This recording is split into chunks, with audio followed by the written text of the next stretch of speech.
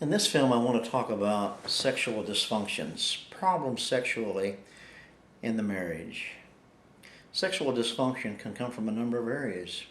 It could come from things that are going on in the present. It could come from things that happened in the past.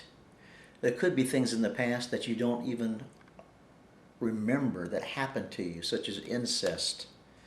You could have been raped as a child, abused or touched inappropriately as a child, and hid those memories deep in your subconscious.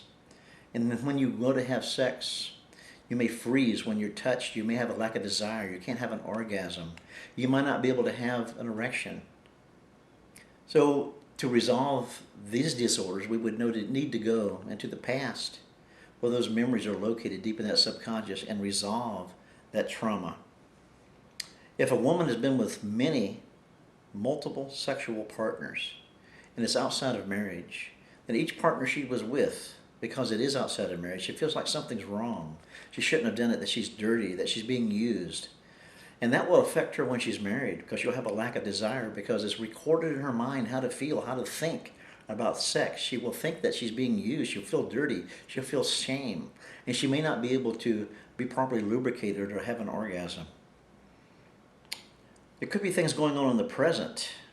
For a woman to be put in touch with her sexual being, she must feel loved by her husband. If she doesn't feel loved by her husband, she won't have a desire for her husband. If a husband is selfish and he has problems with porn, it's greatly going to affect her, because she's going to feel like a lack of self-worth because something's wrong with her. She's not good enough. She's not pretty enough. And that's why he's looking at that. And she may withdraw from him sexually. She may temporarily try to compete with that porn, but soon she'll wear out, because there's no way that you can compete with a fantasy. These problems within the marriage can be resolved. Sometimes we just have to think about what's going on.